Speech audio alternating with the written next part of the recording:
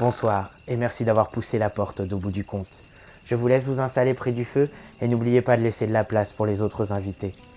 L'histoire que je m'en viens vous conter ce soir est celle de la chanson de Roland, qui fut très certainement la plus ancienne et la plus célèbre chanson de geste française.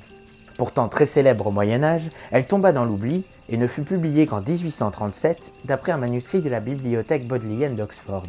Elle aurait sans doute été composée à la fin du XIe siècle en Normandie.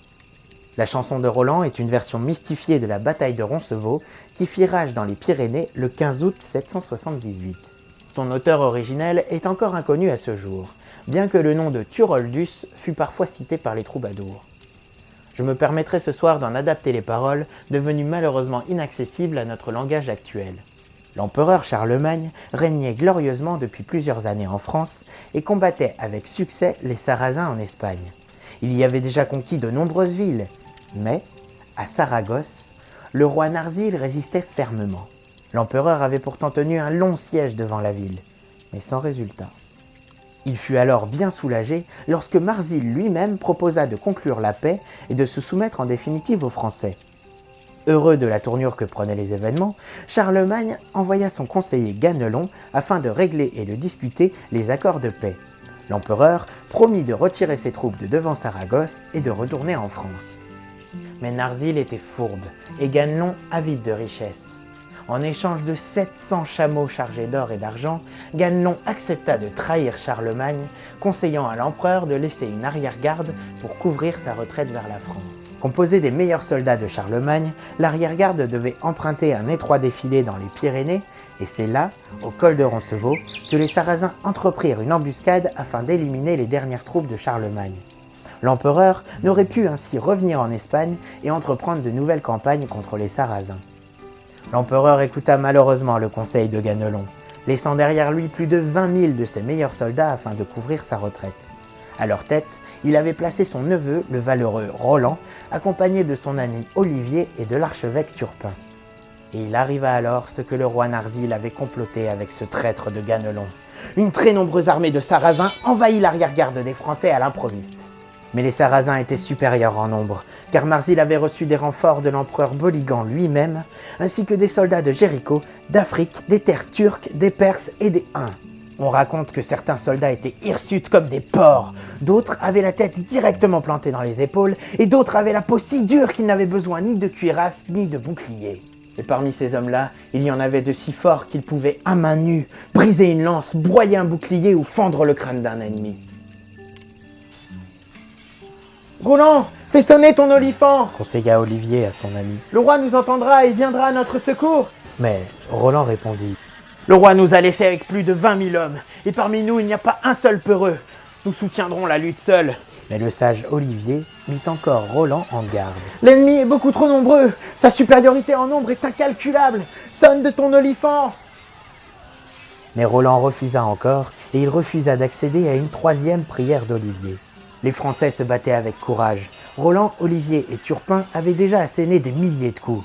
Les ennemis tombèrent de leurs montures et ceux qui ne pouvaient fuir ne trouvaient point pitié. Mais qu'était-ce que la valeur des Français devant tant et tant d'ennemis ? Pour un ennemi tué, il s'en relevait 10 autres. Pour 10 fuyards, il revenait 100 cavaliers de la réserve païenne. Maintenant, Roland veut bien sonner du corps. Trop tard ! Dit d'une voix désabusée le fidèle Olivier. Quand je t'avais dit de sonner, il était encore temps. Le roi aurait pu déjà être ici. Et nous n'aurions pas eu tous à mourir inutilement jusqu'au dernier. Mais l'archevêque Turpin s'écria. Messire Roland, et vous, messire Olivier, cessez donc toutes ces querelles. Que Roland sonne de son olifant. Si l'empereur ne peut pas nous sauver, au moins il pourra nous venger et nous ensevelir en terre chrétienne. Ce fut ainsi que Roland fit enfin résonner son olifant dans le défilé de Roncevaux. L'empereur Charlemagne entendit l'écho d'un olifant vers le lointain, par-delà les montagnes, et il comprit alors que son arrière-garde était attaquée. Il devina aussitôt la trahison de Ganelon, et l'armée française fit immédiatement demi-tour vers les Pyrénées. Charlemagne chevauchait en tête, et ses soldats lançaient l'anathème contre l'ennemi félon. Mais aucun d'eux ne put retenir ses larmes devant le spectacle de tant de braves héros tombés sur le champ de bataille. Quand l'empereur arriva à Roncevaux, le combat était déjà fini. Sur l'herbe verte gisait le corps des 20 000 pros de France. Charlemagne et son armée découvrirent tout d'abord le corps d'Olivier et de Turpin, puis celui de Roland, la tête tournée vers l'ennemi pour montrer qu'il n'avait point fui. La légende raconte que Roland tenta de briser son épée Durandal contre un rocher afin qu'elle ne tombe pas aux mains des Sarrasins. Mais c'est le rocher qui se brisa. Ne réussissant pas à briser son épée, Roland pria l'archange Saint-Michel de l'aider à la soustraire à l'ennemi. Il la lança alors de toutes ses forces à travers la vallée, et Durandal parcourra des kilomètres pour venir se loger dans un rocher du sanctuaire de Rocamadour. Ainsi, elle y est encore aujourd'hui, vieille et rouillée, fichée au-dessus de la porte de la chapelle de Notre-Dame.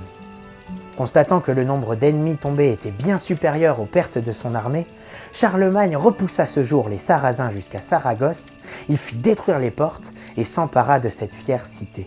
Alors tomba le traître roi sarrasin Marzil, ce dernier contemplant avec horreur et désespoir la chute de sa si grande armée. Les héros de Roncevaux, Roland, Olivier, l'archevêque de Turpin et les 20 000 combattants furent enterrés solennellement. Il parut même que la fiancée de Roland, la belle Aude, mourut de chagrin en apprenant la mort du paladin. Leur sacrifice n'aura pas été vain. L'orgueilleuse Saragosse aura été vaincue et la puissance des Sarrasins en Espagne en aura pris un coup très rude. Le traître Ganelon, lui non plus, ne put échapper à un châtiment juste et mérité. Près de Paris, dans un pré, il fut écartelé et mis en pièces par 4 forts chevaux. J'ignore quelle moralité nous pourrions soutirer d'un tel acte de témérité et de bravoure historique, mais c'est sans aucun doute que la chanson de Roland résonne encore aujourd'hui parmi les échos de notre passé.